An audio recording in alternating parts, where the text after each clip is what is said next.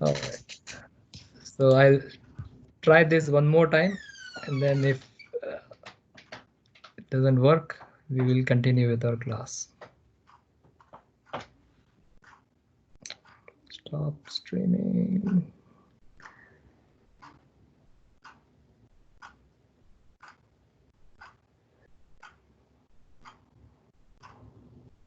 Yeah. All right. It's still stopping the stream. This. So.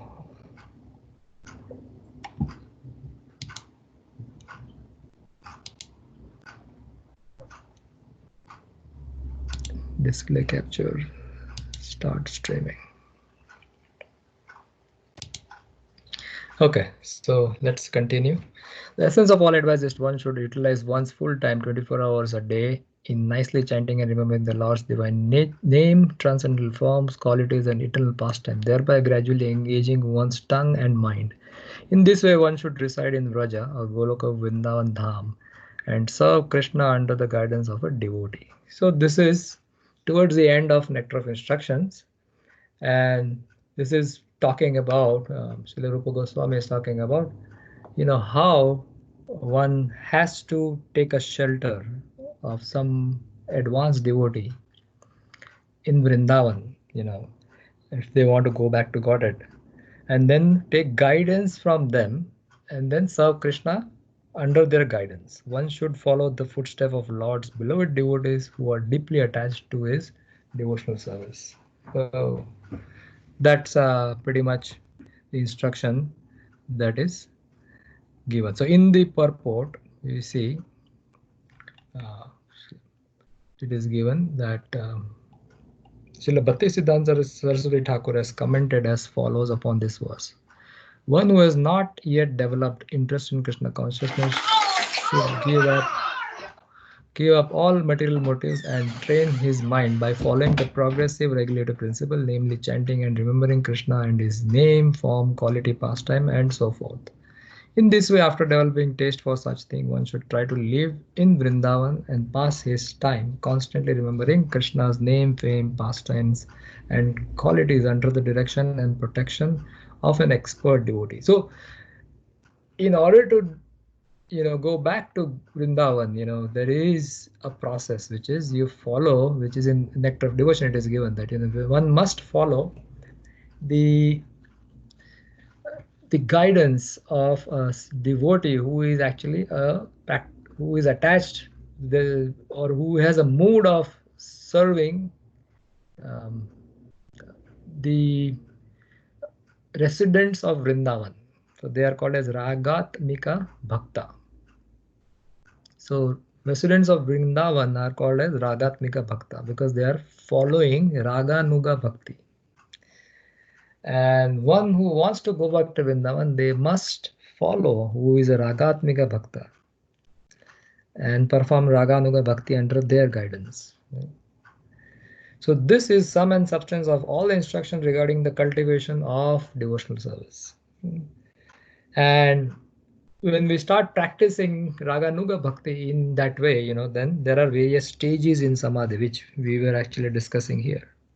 In today's session, we were saying that the stages of Samadhi, stages of remembrance are listed here.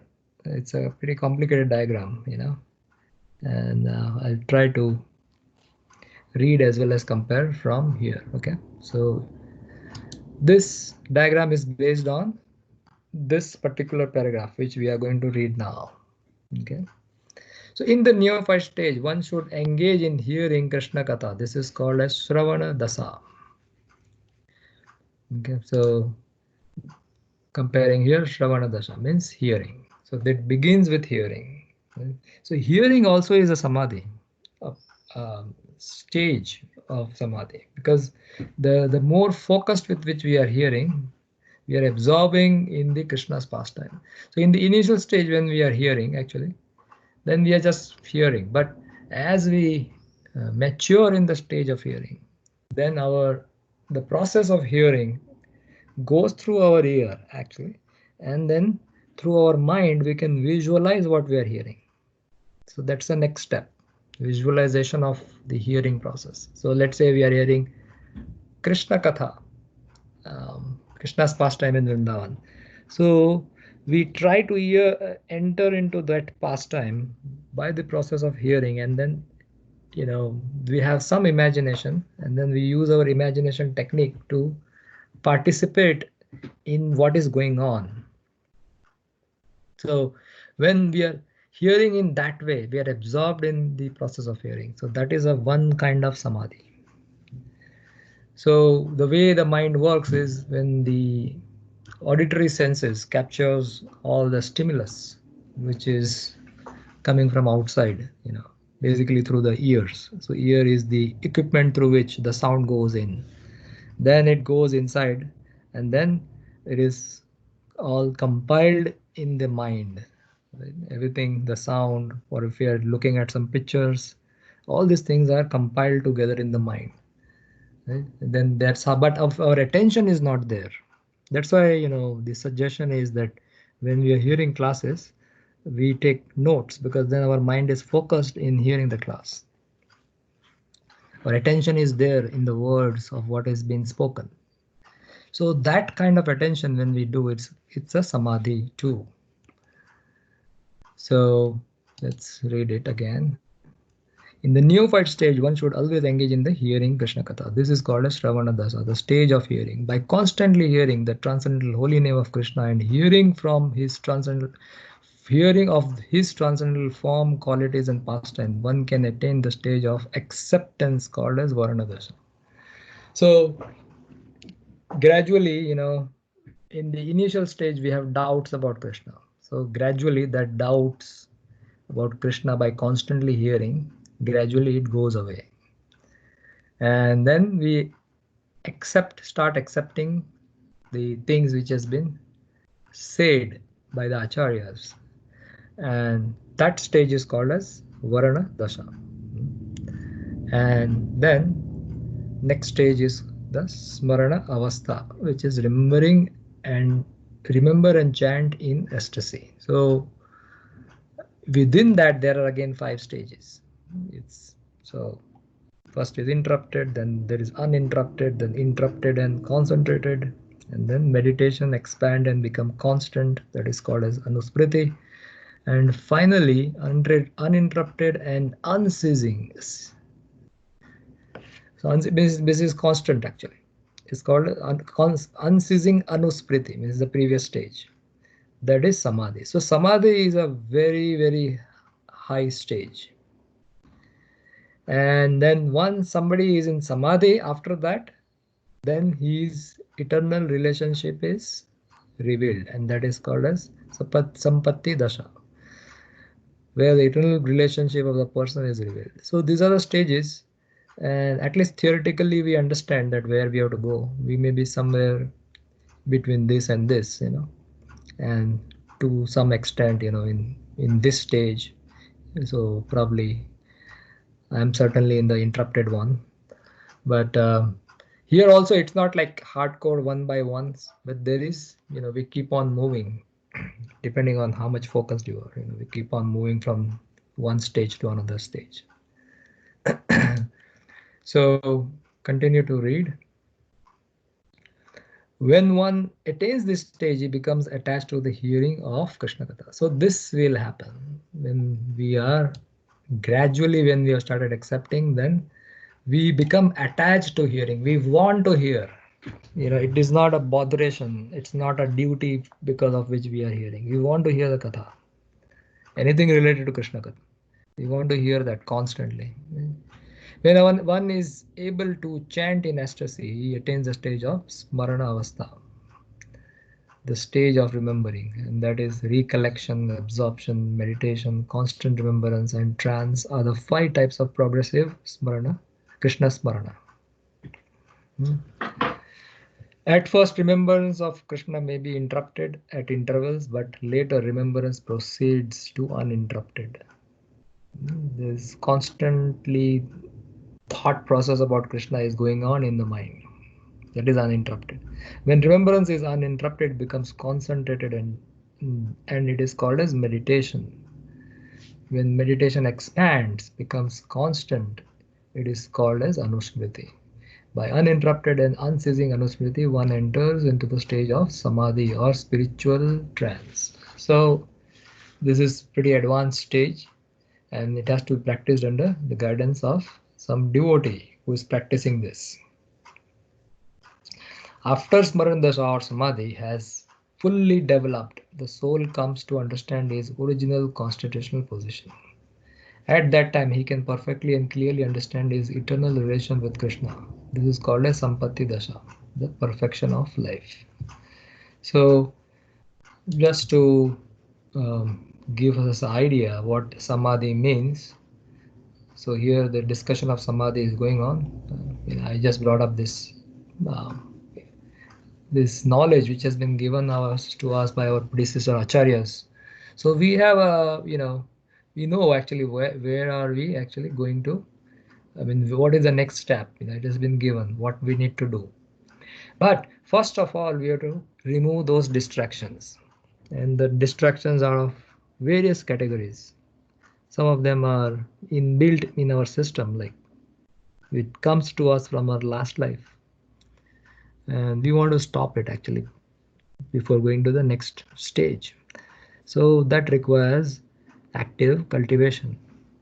And that's why we read again and again the same things, because this message is not something which is new, like criticizing devotees, not to criticizing devotees, how it is going to be impediment in our bhakti. These are not new things. We have learned this right in the beginning, but we still do that actually.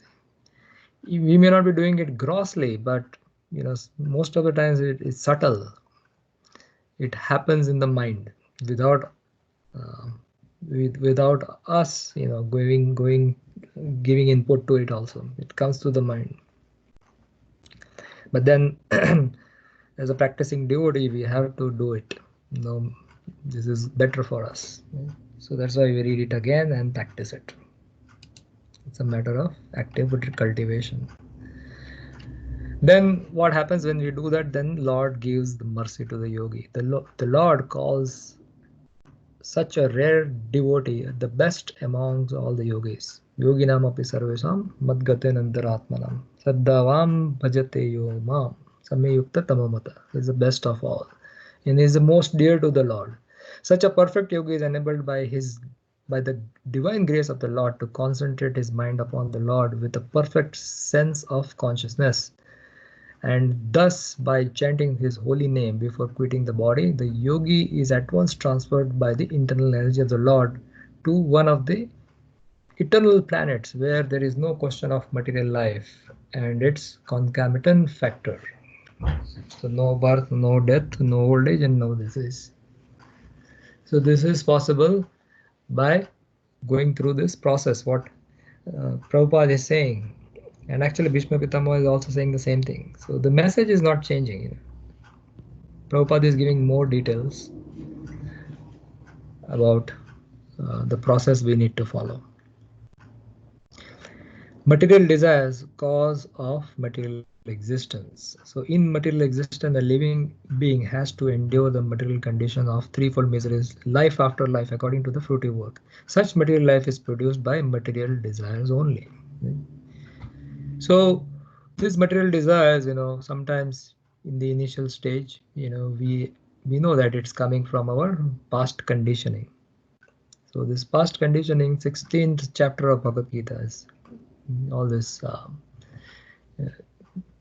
Let's go to that chapter actually. Krishna is saying that to Arjuna,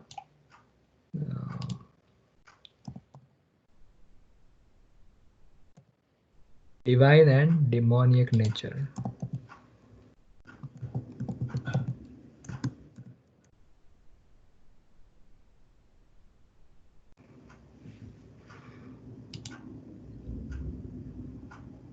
But so my point was to let you know that here Krishna is saying Abhijatasya Bharata is one who is of one who is born. So this is, O son of Bharata, belong to a godly man endowed with divine nature. So he is born with this. He's telling Arjuna that you are born with this. The point is that we are also born with these natures. So sometimes, because of our past conditioning, we are born of mostly good uh, divine qualities, but there are some lingering, sometimes there will be some lingering bad qualities or bad things which is sitting in our mind. So first step is to do the identification, what those qualities are, the demoniac qualities. So we have this mixed divine and demoniac quality, and we are born with. So it is very difficult to actually get rid of it because it is in our samskaras. It is imprinted in our mind actually, and from time to time it will come out. So the best way to do, overcome this is by the process of hearing, and then how these demoniac qualities are going to hurt me, hurt my devotional progress. And then when even if it comes in our mind, we know how to deal with it, because then we are equipped to deal with it. By hearing the shastra, we are equipped what to do in under that circumstances. So next paragraph Prabhupada is saying bhakti is a natural desires applied in the service to Krishna. So we have natural propensities, and bhakti is nothing but we dovetail our natural propensities. So all these natural propensities, how it is coming? Is it coming from our previous life? Because our interaction with those propensities again and again, we develop those characteristics, and then it flows into our next life. So when we cultivate divine qualities, that will flow in our next life when we start from that particular point. Devotional service to the Lord does not kill the natural desires of the living being, but they are applied in the right cause of devotional service. So whatever propensities we have, somebody is good in cooking, somebody is good in writing, somebody is good in speaking, somebody is good in helping others, somebody is good in managing. So we will have those natural propensities, and then we apply that towards serving the Lord. This qualifies the desire to be transferred to the spiritual sky. General Bhismadeva is referring to a particular type of yoga called as Bhakti Yoga, and he was fortunate enough to have Lord directly in his presence before he quitted his material body. He therefore desired the Lord to stay before his view in the following verses. So now he's going to ask or request Krishna to be present before him. Before actually Krishna came for that purpose. Any discussion? If not, I'll continue.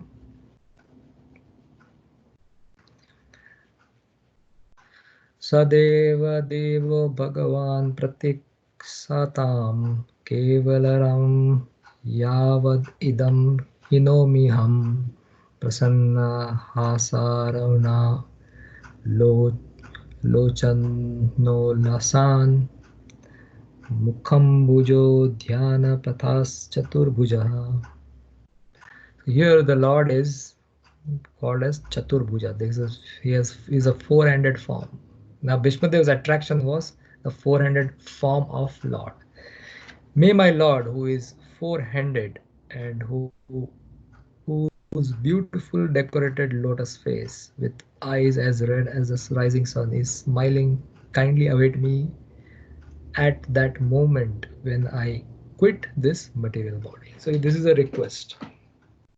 So though he knows that Lord has come for this purpose, right?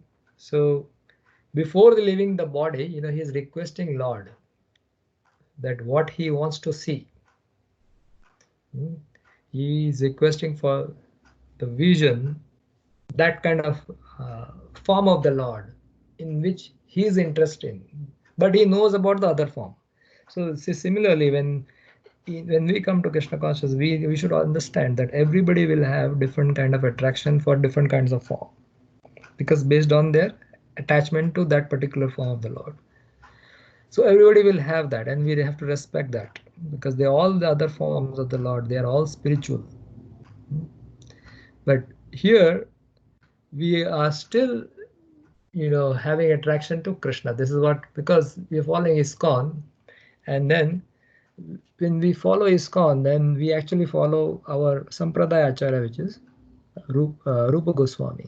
So when we follow Rupa Goswami, then we are following the attachment, the form in which Rupa Goswami has the attachment, and that is the form of Krishna, which is a two-handed form, right, in the Goloka Vrindavan. Otherwise, we can follow the other sampradayas because they have different attachments to the different form of the Lord, and they are all actually in Vaikuntha planets. So there is no higher or lower kind of thing. It's just what we are attached to, what we like. It's like, in ISKCON when we come, there are different gurus, isn't it? So many. Initially, it was only Prabhupada, but then Prabhupada had so many disciples, and now all of them are initiating guru. So each one of us will have a liking for a certain kind of personality. So based on the liking which we have, we will be attracted to certain spiritual master. So we cannot think that, oh, my spiritual master is better than this but other spiritual master. This is a completely wrong thinking.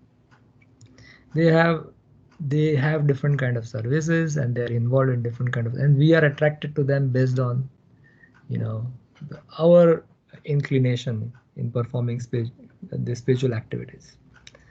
So we should never differentiate like that. Oh, he is disciple of this Guru Maharaj, and then we are all actually the grand disciples of Srila Prabhupada. And this is one thing to be noted. This kind of thing can cause enmity between us or groupism between us. So we be very, very careful. We are all here for one purpose. All the spiritual masters are doing the same thing. They are trying to serve Srila Prabhupada. And we are here to follow their instructions. And then other disciples of other gurus, they are also doing the same thing. We're all following, but their inclination towards the other guru is because they like certain aspects of that guru. The idea is that you should surrender to the spiritual master, where you can actually completely surrender. It should not be, oh, this is my friend, so he has taken initiation from this person, so I should take. No, it should not be like that. The living entity has to think, where can I give complete, or where can I become complete surrender to my spiritual master? To that person, you should always surrender and take initiation from that person. That is a process. So here Prabhupada says Bhismadeva is aware of Krishna's position. Bhismadeva knew well that Lord Krishna is the original Narayan. He knew about Krishna's position. His worshipable deity was four-handed Narayan, but he knew that four-handed Narayan is a plenary expansion of the Lord Krishna. Indirectly, he desired Lord Sri Krishna to manifest himself in the four-handed form feature of Narayan. So this is what, because his attraction is for that. So though he knows that Krishna is the original Narayan, but his attraction is not for the original Narayan. It is for the four-handed Narayan form. His attraction is not the two-handed form of the Lord. So that's why he said that Lord can manifest that form. So he is requesting that, and that is humility of the Bhismadeva. So that's why humility of Bhismadeva is the next paragraph. A Vaishnava is always humble in his behavior. Although it was 100% certain that Bhismadeva was approaching Vaikuntha Dham just after leaving his material body, still as a humble Vaishnava, he desired to see the beautiful face of the Lord. After quitting the present body, he might not be in a position to see the Lord anymore. So this is the reason actually he's saying that please show me that particular form which he is attracted to. A Vaishnava is not puffed up, although the Lord guarantees his pure devotees entrance into his abode. Here Bhismadeva says, as long as I do not quit this body. So before the quitting of the body, he wants to say it. This means that the great general would quit the body by his own will, because he had that, he was a blessing from his father that he can quit body by his own will. So this means that the general would quit his body by his own will. He was not being forced by the law of the nature. He was so powerful that he could stay in his body as long as he desired. He got this benediction from his father. He desired that the Lord stay before him in his 400 Narayan features so that he might concentrate upon him and thus be in trance in that meditation. Then his mind might be sanctified with thinking of the Lord. Thus he did not mind wherever he might go. Yeah, so he knew actually where he's going to go. He had attraction for the Parathasarthi form of the Lord. Right? That's another reason he chose to be opposite side, because he wanted to see Krishna from the opposite side. Like Arjuna could not see actually Krishna's form because he was behind Krishna. Here, Bhishma Pita was always seeing Krishna in the battlefield. He was in front of him. So that what is the pure of desire of a pure devotee? A pure devotee is never very anxious to go back to kingdom of Godhead. He entirely depends on the goodwill of the Lord. He is equally satisfied even if the Lord desires him to go to hell. The only desire that a pure devotee entertains is that he may always be in a rapt attention with thinking about the lotus feet of the Lord, regardless. So regardless of any situation, a devotee must have complete attention or rapt attention or thinking about the Lord all the time, about his lotus feet in the mind. So these are the small points actually we have to, when we read, we have to keep this in mind, and then we'll ample opportunity of practicing this. Bhismadeva wanted this much only, that his mind be absorbed in thinking of the Lord, and that he passes away thus. That is the highest ambition of a pure devotee. So that's why this is a desire one must cultivate, that while leaving the body, one should be able to remember the Lord or the form we are attached to, whatever be the form. Each one of us will have different taste, so we will be attracted to different forms. Continuing in the next verse. So 25 to 28, Bhishmadev instructs Maharaj Yudhishthira. So these are the instructions which is going to come.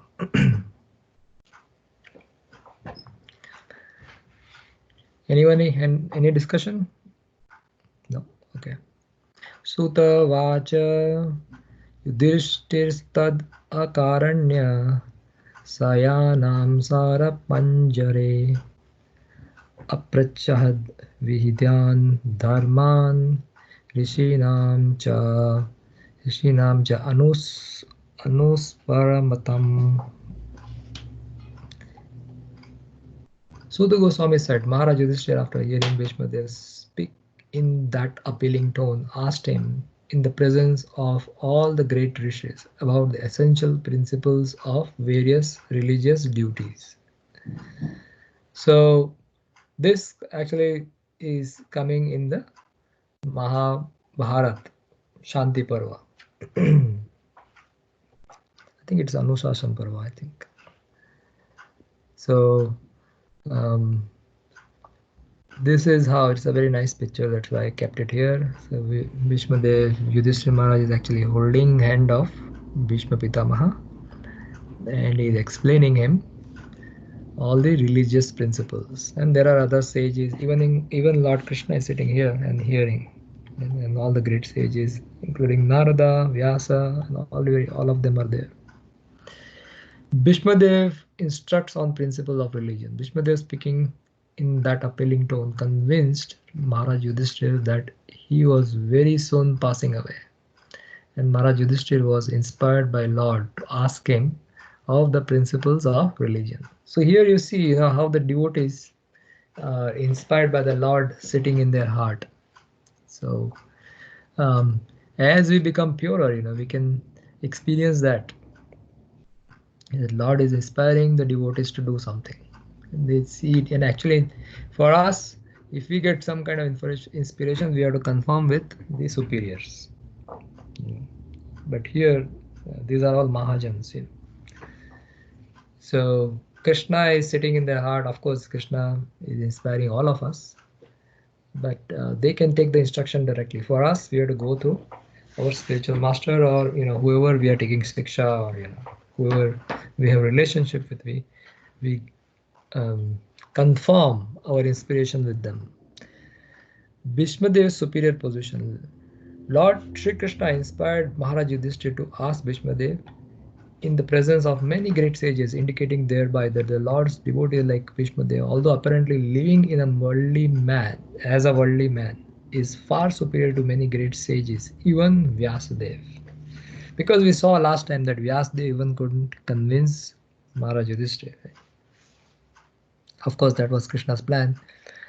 But the point is that Bhismadeva is a Mahajan, and Lord wanted to show that to the world, you know, that Bhishmadev, even though he is in this position, even though he may be fighting opposite to Krishna, but he is a Mahajan, and the Mahajan can instruct um, the people, in general people, and their instructions are very powerful. When you hear this, we'll see that, what he's saying. Another point is that Bhishmadev at that time was not only lying on a deathbed of arrows, but was greatly aggrieved because of that state. One should not have asked him any questions at that time. So this was not time to ask, but still Maharaj Yudhishthira was asked the question because this was Krishna's inspiration. Basically, if somebody is under this kind of situation, then you let him go. Basically pray or hear Krishna Katha with them and then let them go. But in this case, Krishna wanted to show the world that even in that state, whatever difficult state it may be, like pierced with all kind of arrows and all the blood has come out of the body, it's just probably sitting on the bones. Even in that situation, a pure devotee is never disturbed. The mental state is not disturbed. So they are above the bodily platform. One should not have asked him any question at that time, but Lord Krishna wanted to prove that his pure devotees are always sound in body and mind by dint of spiritual enlightenment. And thus, in any circumstances, a devotee of the Lord is perfect order to speak of the right way of life. So any circumstances is not deviated, not disturbed, and their mind is stable. Why?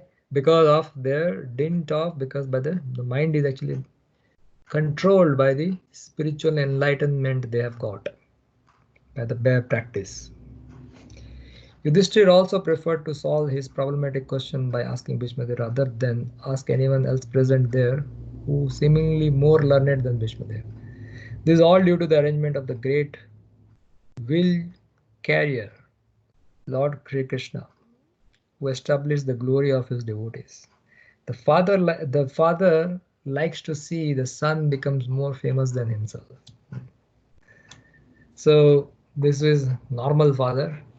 Yeah, but nowadays it doesn't look, there's a competition between, sometimes you see in the material world, the competition between father and son, and the father want to become better than the son. But in spiritual conception, it's not that. The father wants to see the son is better than him. The Lord declares very emphatically that worship of his devotee is more valuable than the worship of the Lord himself. In many places, Krishna is revealing that. And so we continue the next verse. Purusha svabhav vihitan yatha svarnam yatha smaranam vairagya gurago patibhyayam amnatobhya lakshanam. At Maharaj Yudhishthira's inquiry, Bhismadeva first defined all the classifications of the castes and orders of life in terms of individuals' qualification. Then he systematically, in twofold division, described the contraction by detachment and interaction by attachment. It's complicated translation. So first, he describes the purpose of the Varnashram system. Varnashram dharma established by the Lord. And what is the purpose of that? Chaturvarna Maya system. This is the verse. The conception of the four castes and the four orders of life as planned by the Lord himself, 4.13, is to accelerate transcendental qualities of the individual person so that he may gradually realize his spiritual identity and thus act according to get free from the material bondage or conditioned life. So this is the reason for this four divisions of society, right? Varna and four varnas and four ashramas is to accelerate transcendental qualities or bring out the transcendental qualities which are is a part of the soul. Actually, those qualities are the the constitution of this soul. Originally the soul is pure, but while the soul that comes in contact with the matter, it develops all those demoniac or those qualities which is not good for him, so that keeps the soul in this material world. So that's why Krishna designed this varnashram dharma, and then by practicing the varnashram dharma, it helps the soul to remove all those bad qualities which it has acquired, and then gradually realize this spiritual identity, and then act according to that. And when they act according to the spiritual identification, then they gradually get free from the material bondage or conditioned life. So understanding that we are not this body and we are soul, the jnana part of it. So by just understanding that and acting in that platform of soul, we don't incur karma. So like Chaitanya Charan Prabhu explains that in Bhagavad Gita. Um, I think it's in chapter 5, he's explaining that by the knowledge of the soul, then we don't get reaction to the actions which we are doing. But that is the knowledge of the soul. That's the level 1. Then the level 2 is knowledge of the Paramatma. So we, by the working under the knowledge of soul as well as knowledge of Paramatma, then we remove also the sins which has incurred in the past, or the reactions of the sins which are sitting, they're going to fructify. So we burn those sins by the knowledge of the Paramatma. Okay, so that's why Paramatma knowledge is important, which described in chapter 5 of Bhagavad Gita. In almost all the Puranas, the subject matter is described in the same spirit, and so also in the Mahabharata. It is more elaborately described by Bhismadeva in Shanti Parva, beginning from the 16th chapter. Yeah, so it's in Shanti Parva. And if you are interested in reading the details, here Prabhupada has just given the summary. But if you are interested in detail, then there is an online version available. And then you can read. Much more details are given. Okay, so continuing, the Varnashram Dharma is prescribed for the civilized human being just to train him to successfully terminate human life. So this is a step-by-step process. Varnashram Dharma is gradually elevating. So the assumption is that the soul is going through one body to another. So it's going from one life to another, and it is learning over the period of many lifetimes. It's not just like one lifetime. So over the period of many lifetimes, the soul evolves and gets birth as it acquires those quality. So when we follow what is the prescription given for those varnas and ashrama, then we are automatically switched to the next level, right? And then we get the birth accordingly.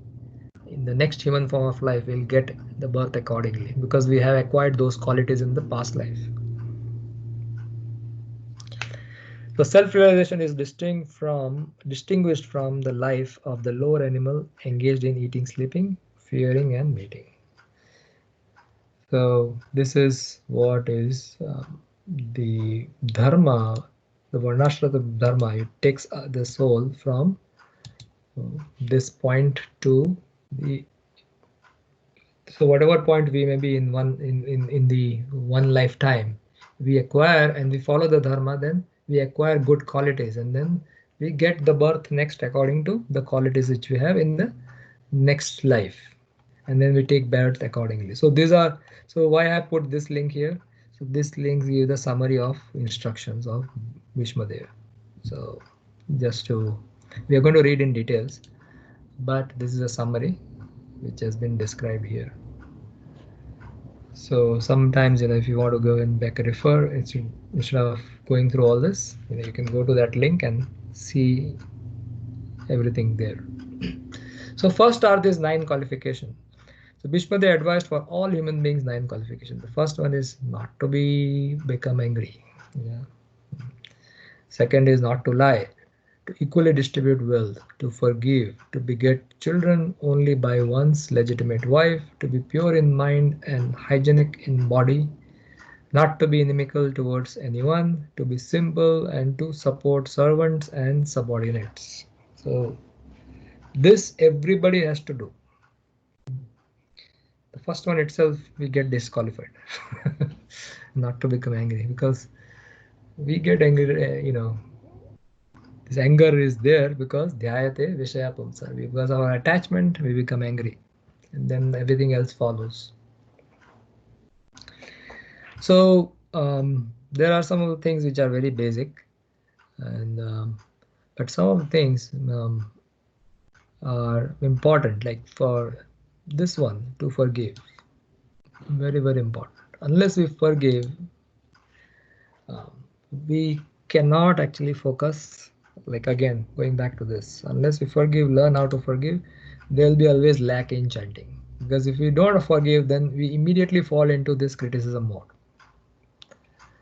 So forgiveness is very, very important for us. Just like sometimes I have read in some WhatsApp messages, they're saying that forgiveness is like holding, or not forgiving is like holding a charcoal in our hand, burning charcoal in our hand. It's true, actually. The experience is like that, because that non-forgiving nature is actually burning our heart. We may forget about that person for some, but as soon as that person comes in front of us, and if you are not forgiven, immediately all this history which is stored in our mind, immediately it's opened, and we remember that again. So it is revived. What we have lived in the past, it's revived again, and then those kind of things constantly flows in the mind, and the mind is completely disturbed and distracted. So learn, or know. That's why I don't know how many of you have heard the class which I have shared other day in the WhatsApp. I think yesterday only I shared. If you get chance, please hear that. If you have not done so, um, that is regarding. So that class was regarding the sorry. This so Mataji is talking about the instructions of Narada, which is there, which is there in the 7th canto, chapter 5, chapter 14. Just remember 7.14.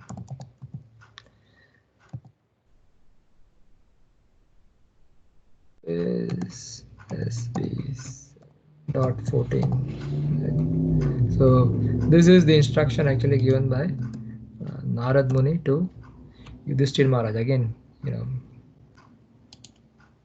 the ideal Grihastha life.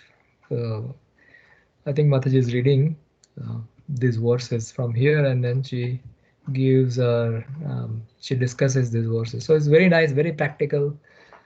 Listen to that. So toward the end of that class, she is discussing about all this. Yeah, why to hold these things in our head and our mind. It's going to actually disturb us. So please listen when you get chance. Okay. One cannot be called civilized person without acquiring these above mentioned preliminary qualities. So these are all preliminary qualities. These are the fundamentals. Hare Krishna. Sorry to disturb your class. I just want to say that I heard that, and thank you for forwarding it. It's a beautiful, beautiful, beautiful class, and I will recommend to everyone. And मैंने यहाँ तक संदीप को भी बोला, and Sandeep heard the whole class too. 2 घंटे की है, 1 hour 45 minutes. But it's very good class. Yes, please listen to it. Yeah, it's a very good class. It's very practical. We probably go through that, all of us, in our day-to-day experience. And she's speaking it so, you know,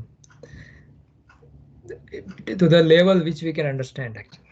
So it's very, very practical class, and we can practice. A lot of times, the things which we learn in Bhagavatam, they are very high platform, and it is difficult for us to practice. But whatever Mataji is saying, uh, explaining in this particular class is very good. It's easy to practice. It's not easy to practice, at least easy to understand. Practice is a secondary thing. First, we understand what is being spoken. So, thank you for hearing, Mataji. And Damodar Hari Prabhu also actually sent me a message thanking me. So, thank you, Damodar Hari Prabhu, for listening. Okay, let's continue. One cannot be called civilized person without acquiring the above mentioned preliminary qualities. Beside this, the Brahmanas, the intelligent men, the administrative men, and the mercantile community and the laborer class must acquire special qualities in terms of occupational duties mentioned in all the Vedic scriptures. Yeah. So Brahmanas has a specific duties. They are the topmost, or they are the highest among these four varnas. Right? Um, so they have a very specific duty. In fact, all of them, all the four of the classes will have specific duty. So Prabhupada is just taking essence of that and putting it over here. So what is there for Brahmanas? For the intelligent men or intelligent class of men, controlling the senses is the most essential qualification. So that is the most essential for Brahmana. One needs to control the senses, right? So for that, so if you see all these principles, actually Prabhupada has condensed this messages and put it into the practice of what we are practicing in this call. Right? So our four regulative principles. So that's what is gradually helping us to become or go towards, our consciousness goes towards the consciousness of a actual Brahmana. It is the basis of morality. Sex indulgence, even with a legitimate wife, must also be controlled, and thereby family control will automatically follow. Right? Now, why is that? Because it's sex indulgence actually immediately puts us in the bodily platform. So that's why one way we are trying to practice being spiritual, and then other way we are just putting the water on the fire. An intelligent man abuses his great qualification if he does not follow the Vedic way of life.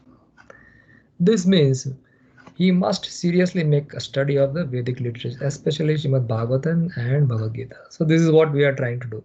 Study systematically, verse by verse, word by word. We are reading and systematically understand. Once we understand, then gradually we will be able to follow. But it's not like just we hear the class for 1 or 2 hours and then we are done for the entire week. No, we have to do it actually daily. Nityam Bhagavata Sevaya. Bhagavatam or Bhagavad Gita has to be read daily. At least start with 10-15 minutes and then gradually increase to whatever capacity we have. For learning Vedic knowledge, one must approach a person who is 100% engaged in devotional service. So for us, we have a very good system.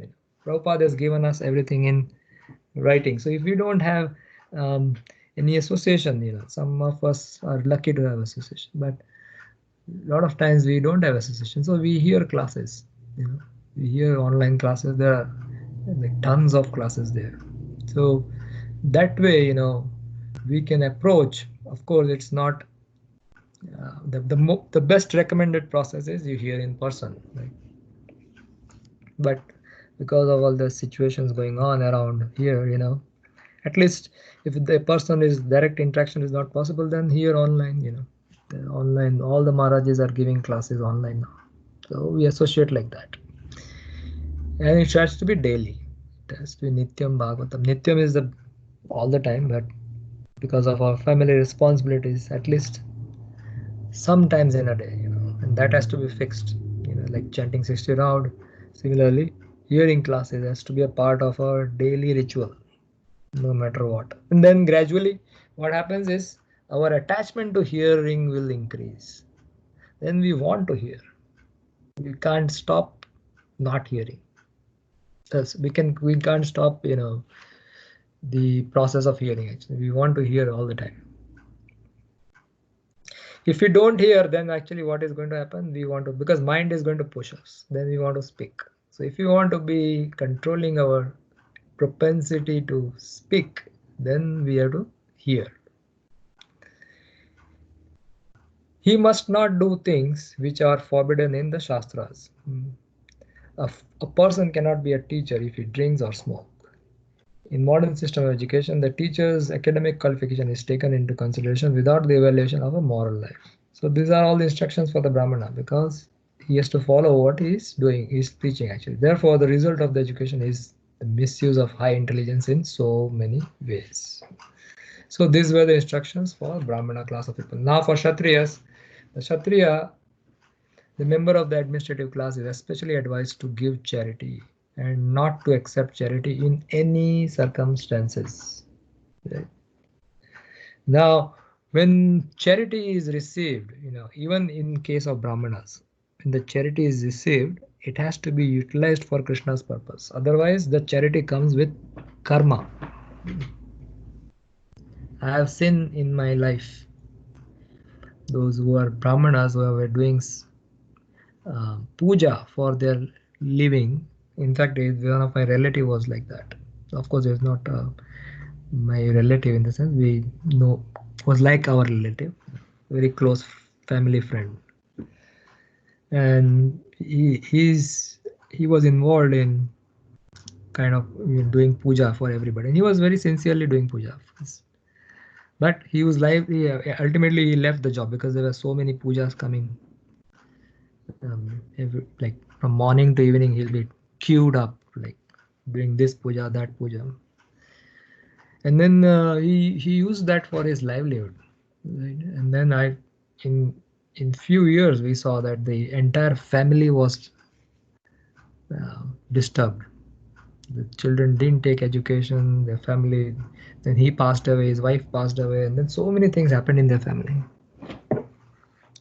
So what I mean to say is that along with the charity that comes in, comes the karma of the person who is giving charity. So I have seen Harivilas Prabhu, this is many times I've seen that. When he received charity while doing a puja, he directly actually put it in the hundi of temple. Or he has sometimes given it to me to put it in the hindi of the temple. So, because Prabhuji knows that when he used to do the puja earlier. So he will take it because that's a part of the ceremony. The ceremony doesn't get complete if we do not give charity. But the person who is receiving it has to be careful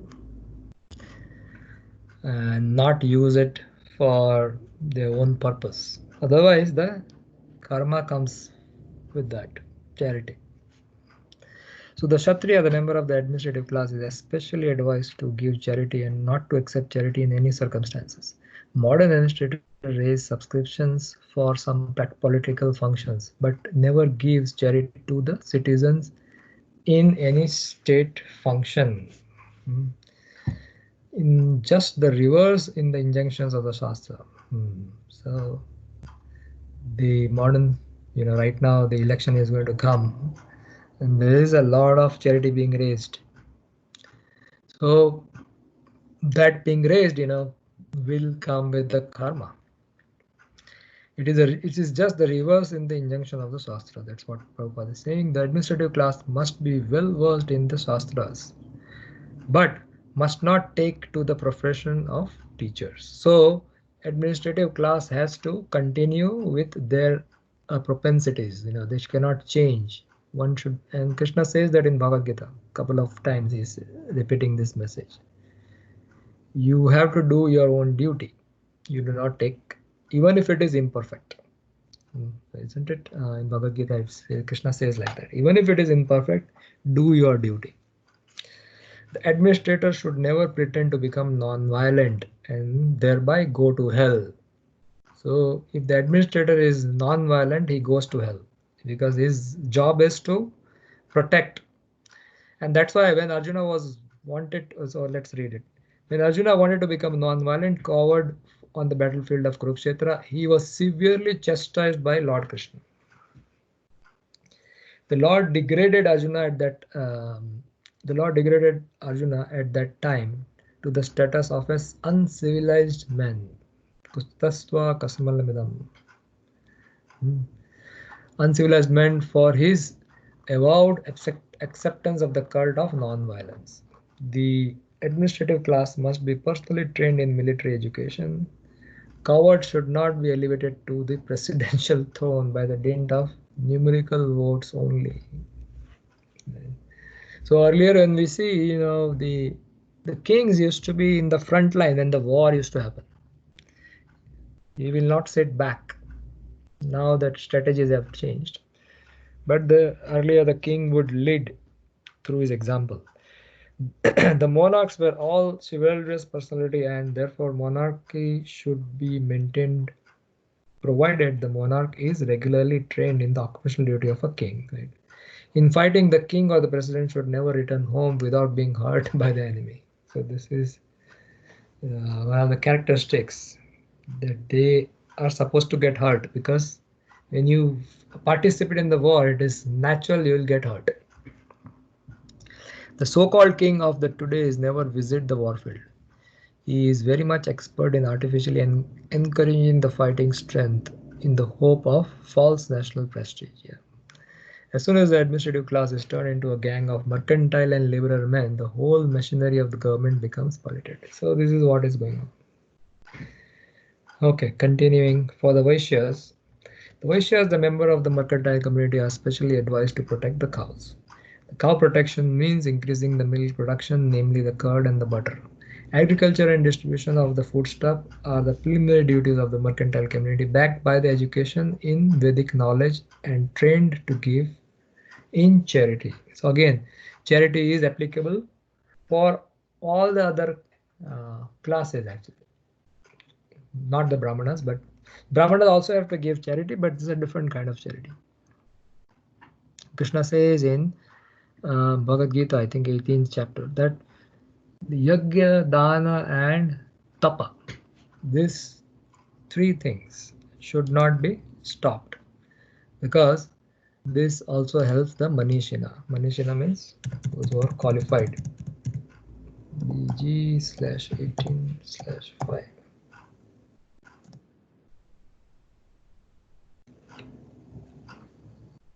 Yeah. Yajna dana tapa karma na tajyam karyat evatat. So Krishna says over here, Pavanani Manishina it is. So acts of sacrifice, charity and penance are not to be given up. They must be performed. So the charity or sacrifice or penance, they have different definition for different class of people. Like generally charity is, for us, is like giving money, right? Donating money and all this. So for us who are grihasthas, the donation must go on. Under whatever circumstances. It is actually principle. Sometimes we may be earning money more than we can give more, but if we are not earning more money, but the principle of charity has to be there. So based on the income, you decide some number, whatever is comfortable, at least 5 to 10%, and then it has to go on, because it cannot stop. Krishna is saying here, acts of sacrifice, charity and penance are not to be given up. They must be performed. Indeed, sacrifice, charity and penance purify even the great souls. So Manishina here is great souls. So even for the great souls, this is a process of purification. In the last chapter of Bhagavad Gita, Krishna is saying. Okay. So the form of the charity will differ. Hmm. The Brahmanas give charity in form of knowledge. Hmm. As the Kshatriyas are given in charge of the protection of the citizen, Vaishyas are given in charge of the protection of the animals. Animals are never to be meant to be killed. Killing of the animals is a symptom of barbarian society. For human being, agricultural produce, fruits and milk are sufficient and compatible food stuff. So now the scientists are finding that this is the meat eating is not compatible. So they are coming up with different reasons why, and they're giving. But for us, this food, we know that agricultural produce, fruits and milk, they are compatible with our digestive system. So we only take that. And the human society should give more attention to animal protection. This is a duty of the humans. So for us also, the animals which are living around us, if it's possible, we also feed them their kind of food, right? Sometimes we feed out of affection, we give prasadam, but sometimes it's not digestible by those animals what we are giving. So try to give the food which is digestible for them. The productive energy of the laborer is misused when he is occupied by industrial enterprises. Industries of various types cannot produce the essential need of the man, namely the rice, wheat, grain, milk, fruits, and vegetables. These are all natural things. They cannot be produced in factories. They can be packaged in factories, but not produced. The production of the machines and the machine tools increases the artificial life fashion of the class of vested interest and keep thousands of men in starvation and unrest. This should not be the standard of civilization. But now what to do? We are in this civilization. So we do the use the best make the best use of the bad bargain, and then reduce or make our life simple, which is conducive to the process of bhakti. So simple living, high thinking. That's the mantra Prabhupada has given us. For Shudras, the Shudra class is less intelligent and should have no independence. Why is that? Because the in the Varnashram system, the guidance is given by the Brahmanas. Even the Kshatriyas actually are working under the guidance of the Brahmanas because their job is to think. So similarly, the thinking aspect of course, here means independence means it's not like a Shudra should only eat what we say. No, no, not that kind of thing. Here the independence have a different meaning where they cannot make independence decision for the society in general. They are meant for rendering sincere service to the three higher sections of the society. The Shudra class can attain all comforts of life simply by rendering service to the higher classes. It is especially enjoined that Shudra should never bank money. Interesting. As soon as the Shudra accumulate wealth, it will be misused for sinful activities in wine, women, and gambling. That's the reason why they should not accumulate the wealth because of the tendencies. Wine, women, and gambling indicate that the population is degraded to less than Shudra quality. The higher caste should always look for the maintenance of Shudra and they should provide them the old and used garments. Wow. So many things. This kind of things are now not acceptable to the society. A Shudra should not leave his master when the master is old and invalid. And the master should keep the servant satisfied in all respects. The Shudra must first all be satisfied by sumptuous food and clothing before any sacrifice is performed. So see, the Sudras are actually being well taken care by the higher classes. And if not, then they are going to look for facilities for their enjoyment.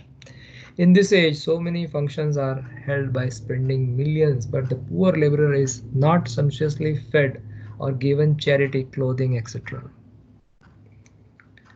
Yeah, so anyway, um, these instructions, if we have to follow whatever we can, to whatever extent we can, especially when this kind of instructions are really good actually. Should not Shudras must first be all satisfied by sumptuous food and clothing before any sacrifice is possible. So basically, if it is possible, we give them proper clothing, proper food, and make arrangements for them. Um, though these instructions are for the varnashram, actually these instructions are also applicable to us. By the way, it's not that we don't incur karma if we have the proper consciousness while doing these actions. Like Bhaktisiddhanta Saraswati Thakur said, he sarcastically actually said sometime that people were not giving donations to some beggars in Vrindavan because of they thinking, oh, if we give donations, if we give money to them, we will be incurring karma. So he didn't actually encourage that. So if we have funds and if it's possible, we have to donate to them, but the consciousness must be clear that this is to help the person. If possible, if you don't want to donate money, then you can donate at least prasadam, some kind of food. So charity is a part of our life. The labor are thus dissatisfied and so they make agitation. So this is what goes on in the current society or current system. So again, this particular paragraph Prabhupada is talking about varnashram dharma. What is the purpose? Oh, sorry. So the varnas are, so to speak, classification of different occupation, and ashram dharma is gradually progress in the life of in the path of self-realization. Both are interrelated, and one is dependent on the other. The main purpose of ashram dharma is to awaken knowledge and detachment. So brahmacharya ashram, this is what is being talked now. The brahmacharya ashram is the training ground for the prospective candidate. In this ashram, it is instructed that this material world is not actually the home for the living being. So this was the education which was given in the brahmacharya ashram about this spiritual life, right, in the Gurukul system. So nowadays in temple we have so many activities which is geared towards these kids who are growing up in Krishna consciousness. So it is excellent actually. So this kind of system, this is a real role of a temple, where these kids who are growing up in Krishna consciousness are regularly trained. And this is a time actually you can cultivate this kind of principles in their life, because the slate is clean. Um, at least I started Krishna consciousness very late in life. But these kids, they are starting right from the beginning in their life journey of life. They're knowing about Krishna consciousness movement, about how to live in this world. So it's fantastic that this kind of education is going on, and one must participate their kids in this kind of, in whatever difficulties they may be around, but make sure that all our kids are attending those classes. If the kids don't want to sit, sometimes parents might have to sit with the kid in the class, and that's okay, because you're training this kid with all this kind of information, which um, it's kind of initially it's kind of overload, but they are learning these principles, and gradually they will be able to remember these principles, eventually in their life, and practice it very and make their life successful. So in this ashram, it is instructed that this material world is not actually the home of a living being. The conditioned soul under the material bondage are prisoners of matter, and therefore self-realization is the ultimate aim of life. The whole system of ashram dharma is a mean to detachment. So this is what they learn. gradually seeing the world from the point of view of the scriptures. And um, one of the main point which is we are learning from the system, from the scriptures, is the detachment, gradual detachment from this material world. So these ashramas are designed in such a way that this information is given, and if the child, once they grow up, if they decide to continue in the grihastha ashram, then they can continue, or directly they can go to not vanaprastha, but basically sannyas kind of. They can continue brahmachari for a long period of time, and then take sannyas if needed, whenever they are ready for it. But ultimately, it is a detachment. The whole system is to dharma is to gearing our consciousness towards detachment, gradual detachment. One who fails to assimilate this spirit of detachment is allowed to enter into the family life with the same spirit of detachment. So, other day somebody asked me this question, right? So, the best way to enter into the family life, is keeping in mind. And I think Radhanath Maharaj instructed this to Anand Vrindavan Prabhu. The best way to enter into the Grihastha life is to remember that one day you are going to take Vanaprastha. So Vanaprastha doesn't mean that you give up your family life and go to forest. That was applicable um, some time back. Now there's no forest, and even if there is forest, we can't go and stay there because of our conditioning. So the point in the Vanaprastha is basically this is detachment, increasing the, let's say, put it in terms of quantity. So in the Grihastha ashram, there is less detachment, and then you increase the, think of it like a volume control. When you increase the volume control, similarly, you increase in the Vanaprastha stage, you start increasing your detachment more and more. And the easiest way of getting detached is to get attached to Krishna. So the more we get attached to Krishna, the more we get detached from the matter. So our process recommended by Srila Prabhupada is attachment to Krishna. So therefore, one who attains detachment may at once adopt the fourth order, namely the renounced order or sannyas, and thus live on charity only. Right? So this is the highest kind of detachment, means you are living on the mercy of others. So as we discussed this point many times, that it is our duty as a grihastha, whoever is following Krishna consciousness, want to become serious, it's a duty to maintain the other classes by giving charity. Right? So because the fourth order, especially renounced, they are only living on charity. They are not working, but they are also giving charity in terms of knowledge. So our duty as a grihastha is to give charity, not to accumulate wealth, but just to keep the body and soul together for ultimate realization. Household life is for one who is attached, and the vanaprastha and the sannyas order of the life is for those who are detached from material life. So towards the end of grihastha life and beginning of vanaprastha life, one has to get more serious towards detachment from the material life. That doesn't mean we give up the things, but we use more and more things in service of Krishna. So more and more energy has to be geared towards service of Krishna. So automatically our detachment from the matter happens. The brahmacharya ashram is specially meant for training both the attached and the detached. Yeah, so that's where it begins. So that's why I was saying, for kids who are growing up in Krishna consciousness, this giving of the knowledge, I think Maharaj is taking class every weekend. So it's a must.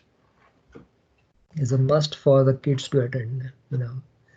And then they learn something. At least something goes in the mind.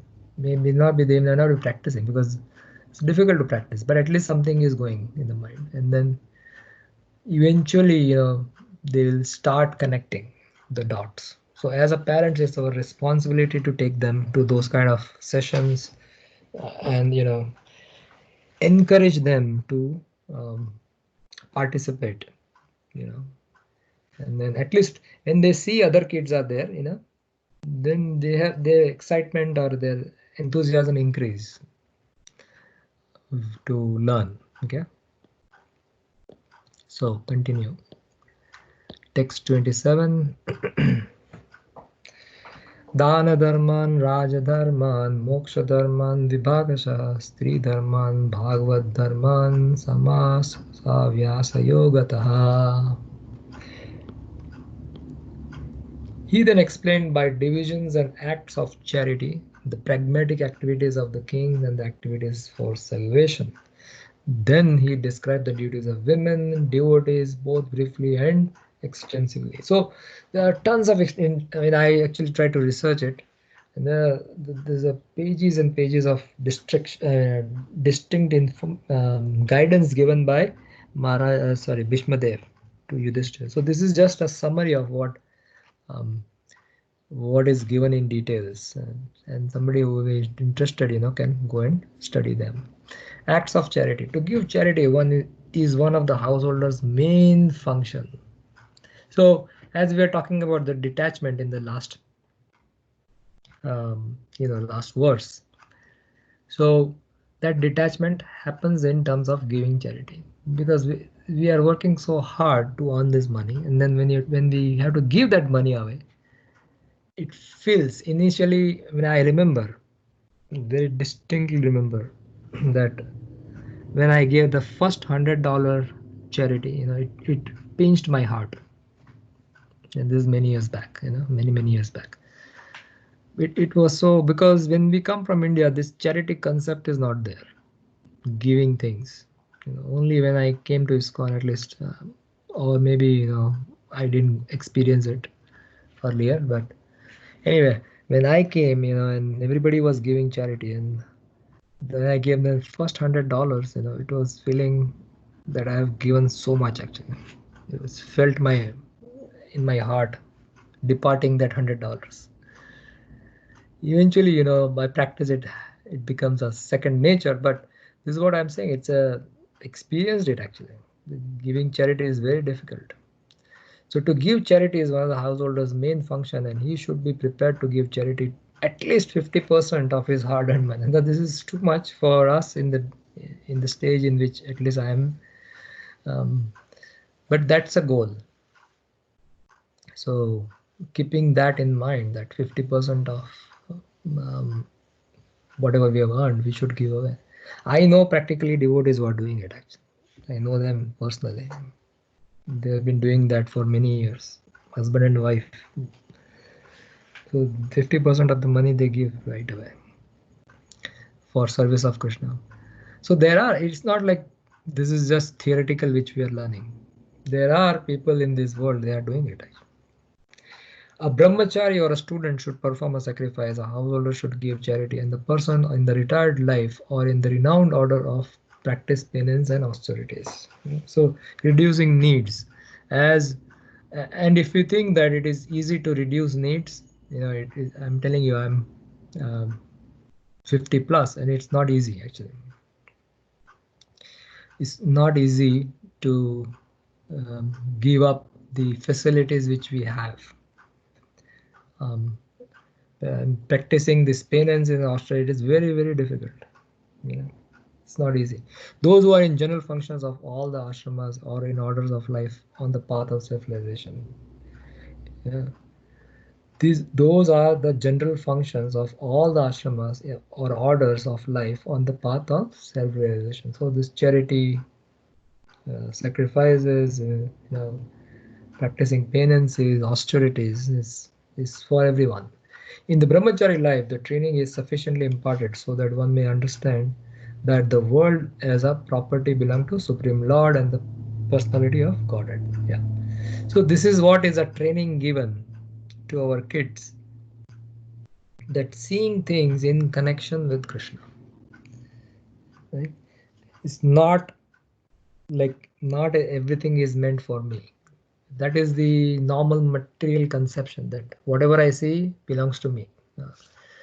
But children's right from the beginning age of their life, in the brahmachari stage, when they learn this, that see everything in terms of connection with Krishna, so that actually goes gradually into their mind, and then they can see things like that around them. No one therefore can claim to be a proprietor of anything in the world. Therefore in the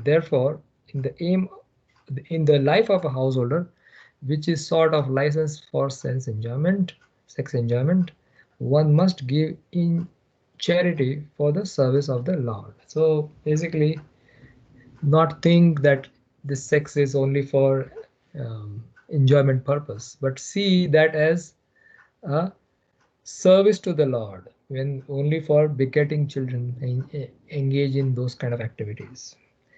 Everyone's energy is generated or borrowed from the reservoirs of the energy of the Lord. Therefore, the resultant action of such energy must be given to the Lord in the shape of transcendental loving service for Him. So then engage everything in service of the Lord.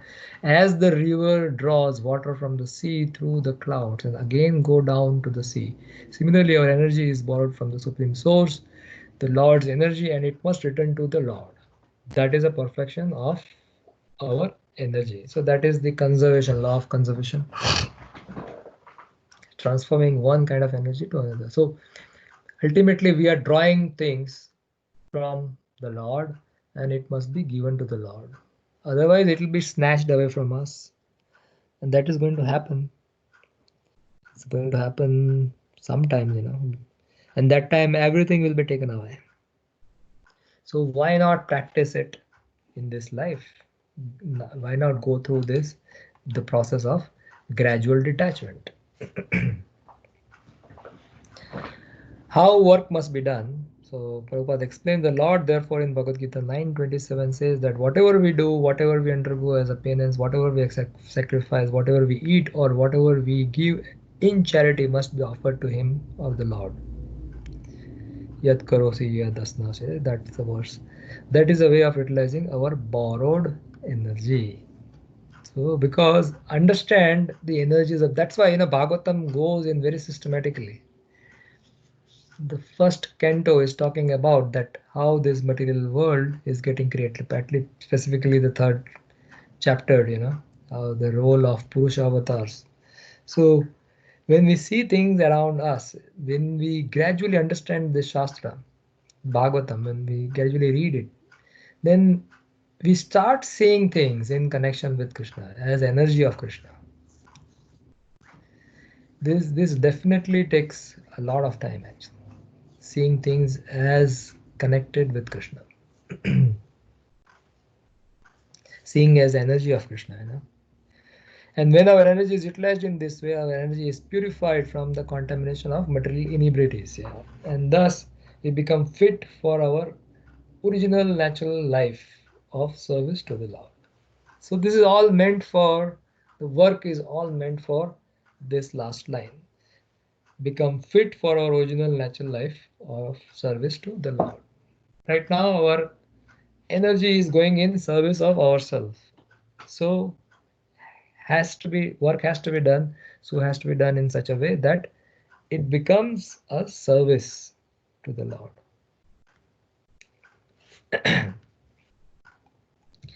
Then the next topic is Raj Dharma. Raj Dharma is a great science. Unlike modern diplomacy, sorry, not Raj, it's Raja Dharma, Dharma of a king, is a great science. Unlike modern diplomacy for political supremacy, the kings were trained systematically to become munificent and not merely tax collector. So that at that time, when the Varnashram system is running properly, the kings are also trained, Kshatriyas are also trained to perform their duties properly. So what their duties are? That duties are that the king becomes responsible for taking or helping the citizen to get attracted to the previous line, which is the kings must facilitate all the praja, the people under him, to move towards this original natural life of service to the Lord. This was the goal of the king. He will help everyone. So he will not see that the uh, people in his kingdom are just to collect the taxes, but he will see them as the citizens of actually the Lord, and he has been given charge to take care of them. And at the end of the life, the living entity goes back to Godhead. So this was the purpose of the king. The Raja was um, the duty of the Raja was that, and that's why those Rajas are called as Rajarshi. Raja plus Rishi. In fourth chapter of Bhagavad Gita, Krishna says that, right? So he gives the knowledge to the kings. So those kings are king as well as they are rishis. So there, that's why the word is used as saintly kings. Rajarshi. So the Rajarshis will perform their duties in such a way that they will help the citizens to become perfect. And in order to do that, they also have to be perfect. They have to be spiritually well trained.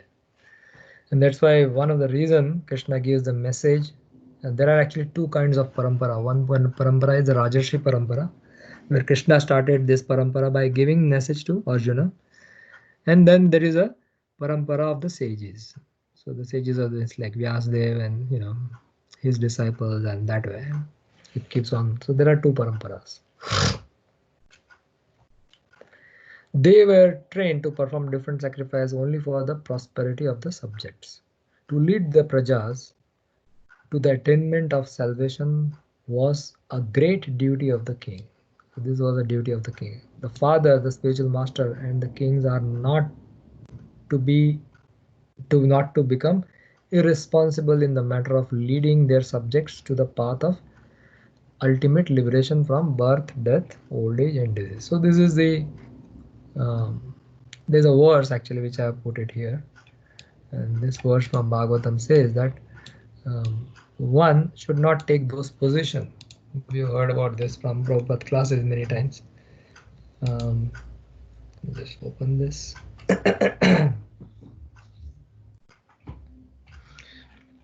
So Prabhupada repeats this verse many times. Guru nasasyat, sajjana nasasyat, pita nasasyat, So the meaning is one who cannot deliver his dependent from the path of repeated birth and death should never become a spiritual master, a father, a husband, a mother, or a worshipable demigod. So these are the people who are actually responsible for taking their dependents or helping their dependents to get out of the clutches of repeated birth and death. So who are they? Spiritual masters or guru, a father, right? Or a husband, or a mother, or a worshipable demigod. At least we should try. The prajas or the people whom we are trying to preach may not take it because that's their choice. But one must try. So in order to try, actually, one has to become themselves. They have to be qualified themselves to take their dependents or help their dependents deliver from the path of repeated birth and death. So this is a verse. Rishabh Dev is saying this. So coming back to our discussion.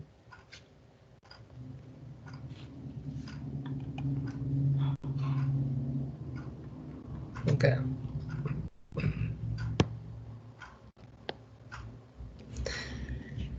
So when these primary duties are properly discharged, there is no need of government of the people by the people. So this is a democracy system which is going on. In the modern days, the people in general occupy the administration by the strength of manipulated votes. but they are never trained in the primary duties of the king, and that is also not possible for everyone. Under the circumstances, the untrained administrator play a havoc to make the subject happy in all respect. Right. Actually, they want to be happy. Sorry, what's going on? On the other hand, this untrained administrator gradually becomes rogues and thieves and increase the taxation to finance a top-heavy administration that is useless for all the purpose. Actually, the qualified brahmanas are meant to give direction to the kings for proper administration. So this whole system was there. Um, Varnashram system was there. It's a top-down approach with the brahmanas actually advises the kings how to rule based on the scriptures. So actually the qualified brahmanas are meant to give direction to the kings for proper administration in terms of scriptures like Manu Samhita and Dharma Shastras of the Parashara.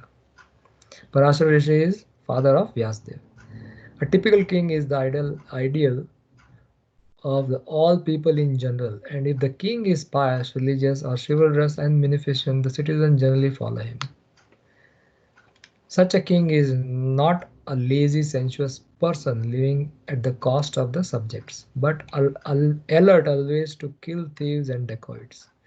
The pious kings were not merciful to dacoits and thieves in the name of nonsensical ahimsa or nonviolence.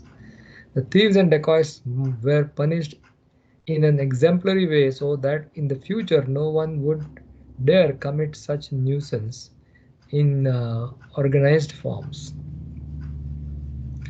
Such thieves and dacoits are never meant for administration as they are now. So that's what is going on. Anyway, continuing the discussion, taxation laws. So these taxes are actually needs to be paid. In our cases also, sometimes we try to avoid giving taxes, but no, it is our duty to pay taxes. And here, Bhishmadev is mentioning that because if we want to take the facility but we don't want to pay for the facility, this is a generally a basic problem, and taxation is a part of that facility which we are taking. It has to be paid. If we don't pay, we have to pay it in somewhere else. It will go away because we are using the system. This is Krishna's system. Of course, this government is also, we can think like it's a Krishna system because it's going on and Krishna is allowing it. So we have to see it from our point of view, our dharma. So we should never, if possible, we should pay the taxes. We're not cheating. We should not cheat in this system because if we cheat, we have to give it somewhere else. That's the whole idea. And when you pay your taxes regularly, and then there is also there is less botheration in our mind. So what is the taxation system? The taxation law was simple. There was no force, no encroachment. The king had a right to take 1/4 of the production made by the subject. So that was 1/4. 25% of your income you have to give in taxes. So this is because there are so many things that the government has to do. So how will they do actually? So that is by the taxes, by the production or by the collection of the taxes. And the citizens has to give it. The kings had a right to claim 1/4 of one's allotted wealth. One would never grudge a parting. So this is the point. One would never grudge parting with it because due to the pious king and the religious harmony, there was enough natural wealth, namely grain, fruit, flour, silk, cotton, milk, jewels, minerals, etc. And therefore, no one was materially unhappy. So one is our part, other is a part of the king. King means the opposite side, the government. Now there is no king, but the government. We must do our part. The citizens were rich in agriculture and animal husbandry, and therefore they had enough grains, fruits, and milk without any artificial need of soaps, toilets, cinemas, bars, and etc. So many things. important point is this: one should never grudge parting with the taxes which we are paying. This is our point, our side of the argument. The other side is their duty, right? So learn not to grudge. I don't know how much is there. I think it's a big purport. Okay, so I think we'll stop here and then we'll continue with the discussion here. How should our energy be used? Okay, unless any discussion, we'll stop here.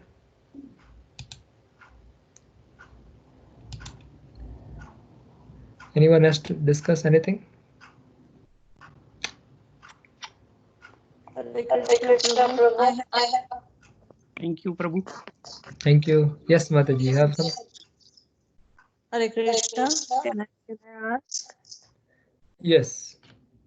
प्रभु वो ब्राह्मणस के बारे में जो paragraph था जिसमें आप बता रहे थे Prabhupada is saying there is one phrase that family control is possible. Sex indulgence के बारे में था first sentence and then the family control is possible. I didn't understand what is the meaning of that. What is Prabhupada trying to say that? This one? और भी ऊपर मेरे ख्याल से जब ब्राह्मणास का शुरू किया था ना उसमें शायद फर्स्ट एंड सेकंड सेंटेंस था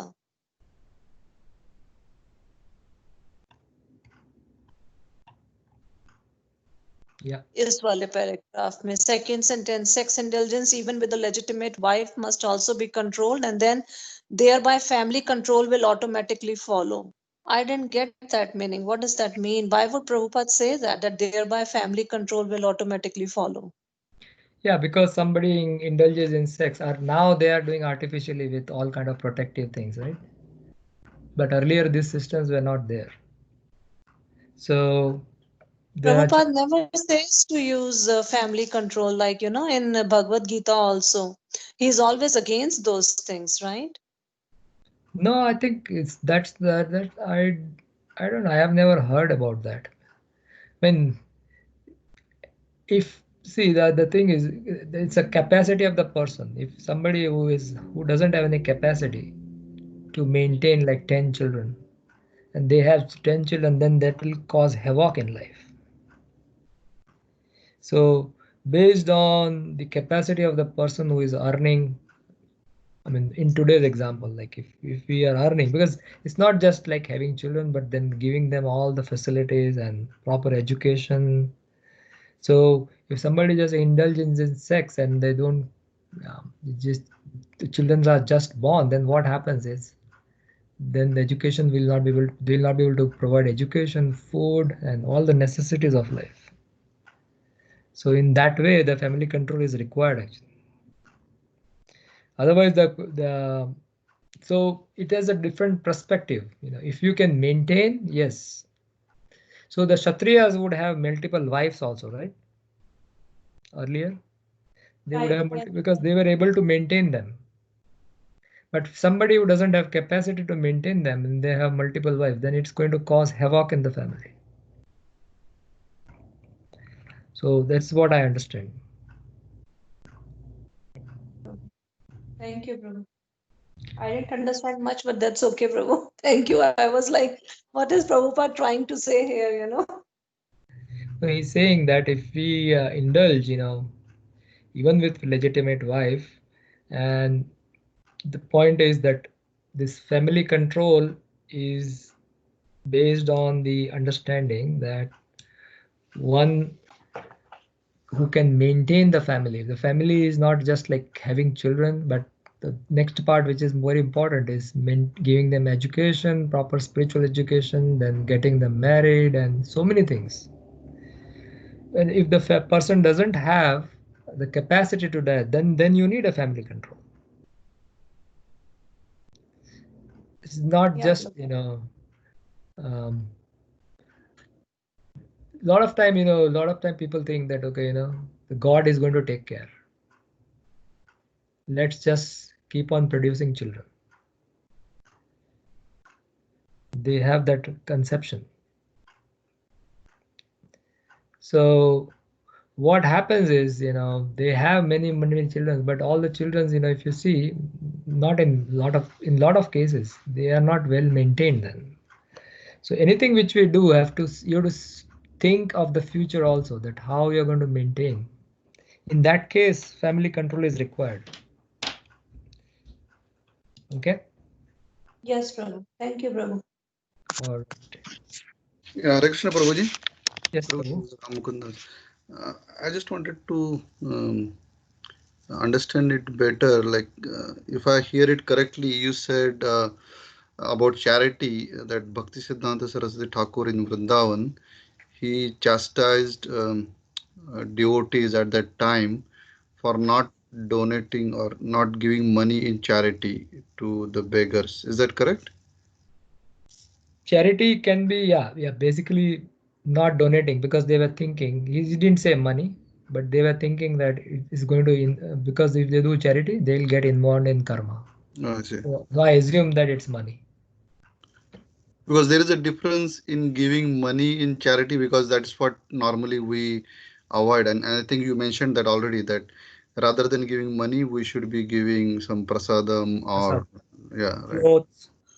Okay. So he didn't specifically chastised for donating money, but overall, in general, they were not giving charity at all. So that's what. Yeah, because the they were chastisement thinking that it was. is because my point was that they were thinking that they will get involved in the karma. Karma, right? Yeah. So that's the whole point. So even if sometimes money has to be given to some, like, because you brought up that point, like when we go to Vrindavan, the old ladies are there, right? They have been thrown out of their home and then they are struggling. Right?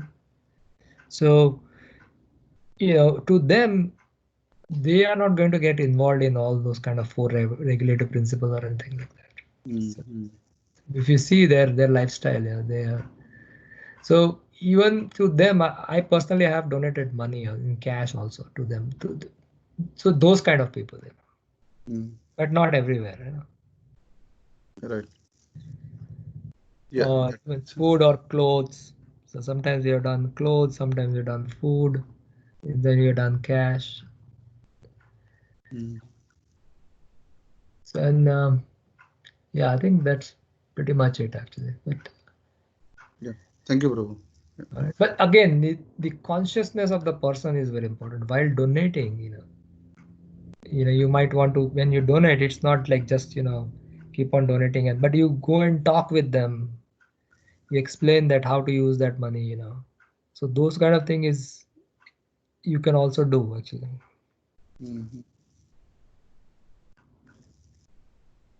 Right? Yeah. Makes sense. Yeah, thank you, Prabhu. All right, so we'll stop here.